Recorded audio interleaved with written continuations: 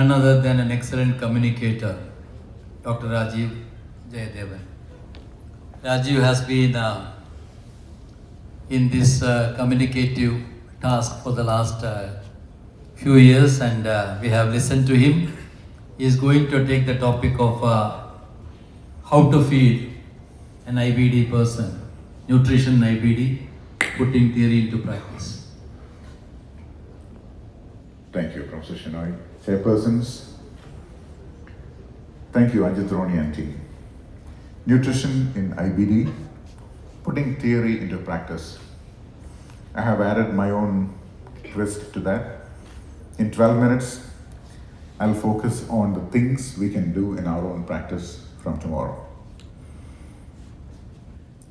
For ease of discussion, I've chosen to classify my talk into 3 segments.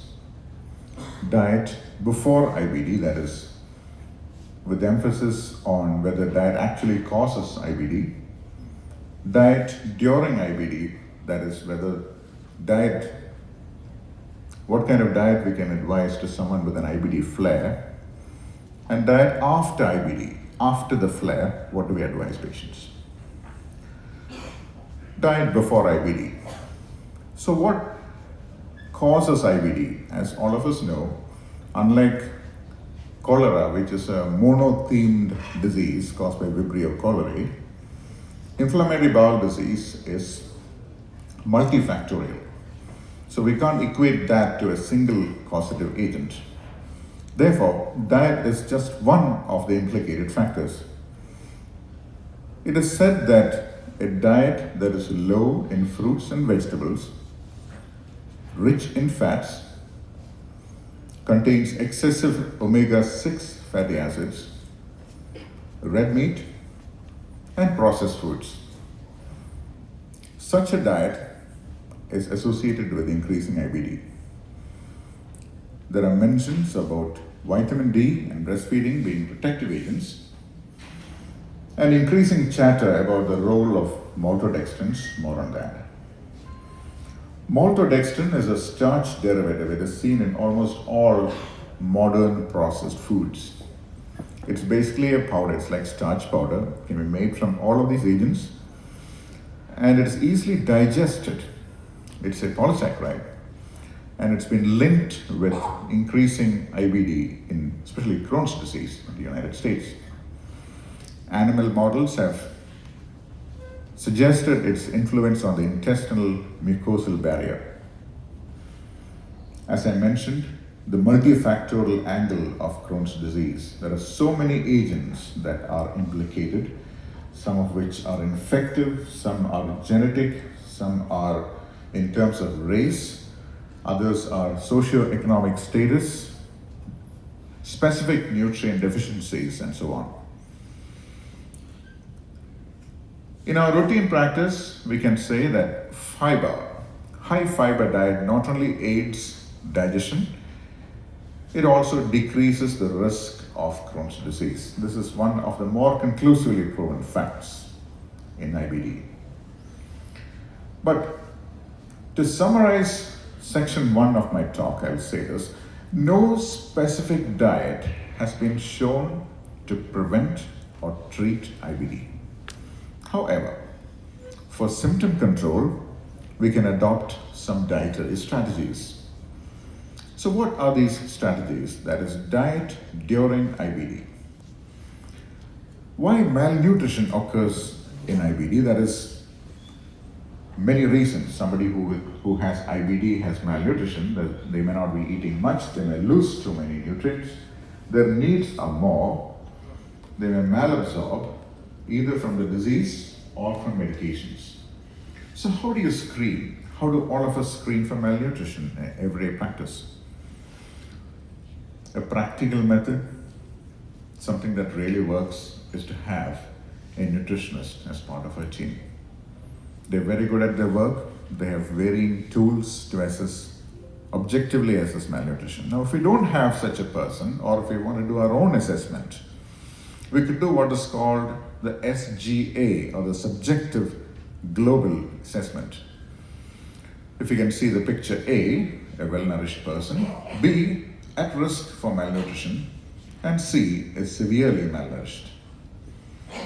SGA is reliable, reproducible, and more importantly, it can identify those who need specific nutritional therapy. I will present an easy bedside assessment tool for busy doctors. Unlike the West, in India, we see a lot of patients in a given time. So we don't have a lot of time to sit down with long questionnaires. So here's an easy method. I'm going to present this to you. The first, you observe. Does the patient look malnourished? Is the patient likely to starve in the next few days? As all of us know, anyone who's admitted to our hospitals are on a starvation diet, regardless of the underlying condition. So if these two questions are met, yes, be careful. And the second step is to ask a couple questions. Are you eating well? And have you lost weight? And these two simple steps are almost as good as the more complex questionnaires and screening tools which have fancy names such as MST and MUST. So these are the standard regular questions that anyone would ask someone else when they meet. How are you? Are you eating good? Have you lost weight? So we must warn our patients. Earlier, a speaker spoke about counseling. We must warn our patients about the wrong advice. Many of our patients subscribe to the WhatsApp University of Medicine. Malnutrition is a real danger. The university says don't eat this, don't eat that, and so they are at risk for malnutrition. And protein intake deserves special mention. During an IBD flare, protein requirement is greater, so we must keep that in mind. Watch the protein intake. For an ulcerative colitis flare, we must feed and not starve the patient. And to go through the specifics of an ulcerative colitis flare, low residue diet, and to avoid things that will increase the stool output, more omega-3, less of omega-6. Omega-3 is present in our regular fish, that's mackerel and sardines, and smaller meals. Diet for Crohn's flare is not very different. Most of the doctors do not use TPN except for the most severe cases and also for pre-op rapid replenishment of nutrition. So oral high protein diet will suffice.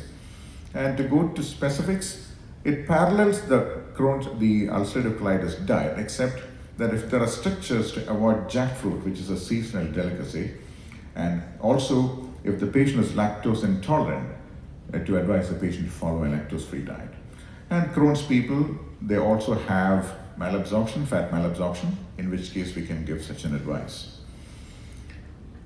Exclusive enteral nutrition, as Prashant said in the earlier talk, is almost as good as steroids in a younger child, in a younger patient with IBD. And the way it works is that it has a low residue diet, decreased gut microbiota, avoids long-chain fatty acids, which is supposed to help the macrophages, avoids other normal food ingredients such as emulsifiers, and last is the TGF-beta, which is a protective anti-inflammatory substance naturally found in breast milk. So all of these are supposed to be helpful in EEN, Crohn's flare. Some nutrients of concern: folate, magnesium, calcium, iron, potassium. All of us are aware of the reasons why each of these ingredients can be deficient, and we must customize our own patient for which nutrients to supplement. Going on about other specific nutrients for Crohn's: vitamin D, A, D, E, and K for malnutrition or malabsorption, and then zinc. Osteoporosis was mentioned here by Ronnie. Not everyone, but with IBD, if someone is older, postmenopausal, long-term steroids, a history of fracture, and a low BMI, they are at greater risk for osteoporosis, and these people must be sent for a BMD scan. Diet therapy: remember that some of them may have food allergies, and food allergies must be identified and treated. The top 7 are milk, egg, peanuts, nuts, fish, and others. So these are to be screened for. If the patient has an allergy, specifically diet has to be modified. So the third section of the talk is diet after IBD. What after flare? So how do we reintroduce normal diet? Advance gradually over days. Add fiber as tolerated. Tender cooked vegetables, canned fruits, cooked cereals, whole wheat noodles, chapatis. Remembering that steroid use, which is commonly used after a flare, can increase protein and calcium needs. If the patient wants specific diets, we can say dilute juices, applesauce, canned fruit, oatmeal, plain fish, chicken, eggs, mashed potatoes, rice noodles, bread, which is white. So all these are examples of foods that can be safely given after flare.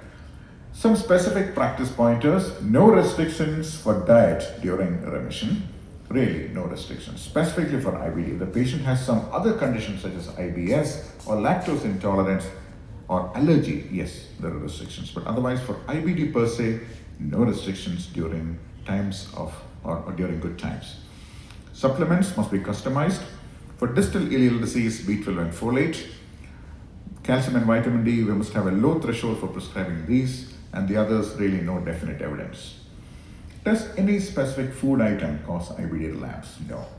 Contrary to common belief, no specific food item can cause a relapse, and there is no need to restrict milk as long as there is no lactose intolerance, allergies, or stricture. Stricture, of course, milk can cause bloating, and bloating can aggravate obstruction. So to summarize my talk, the main points, again, geared towards daily practice. 1, let's realize that in IBD, malnutrition is real, and a quick bedside assessment must be done. Those questions: how are you feeling? Are you eating good? Have you lost weight? Are you likely to starve? So those are standard questions. And if the patient looks weak, yes, the patient is malnourished. Do not starve the patient, and we must specifically leave instructions with the treating nursing staff not to starve the patient. And sometimes the patient may starve for other reasons, such as imaging, so we must keep that in mind. Protein requirement of these patients would be higher than usual because it's a negative catabolic state. Involve a dietitian in all IBD patients. Replace specific deficiencies, the ones mentioned. Nutrition is more relevant for Crohn's of small bowel, and if lactose intolerance, to give more calcium, and remembering to check for osteoporosis, and for children specifically, growth failure must be guarded against. Thank you for your attention. Some acknowledgements from my colleagues. Thank you, Dr. Jayadevan, for a very informative and educative talk for the clinicians. I have only one question to you. You said probiotic, there is no role. But will it do any harm? Good question, Dr. Narayan. Probiotics, specifically VSL3, has been published, I think back in the late 90s. VSL3 was proposed as a treatment modality for ulcerative colitis. But later, that's really not been continued. As to whether they cause any harm, I do not know. But probiotics, at this point, are not part of evidence-based treatment for inflammatory bowel disease. Any questions from the audience?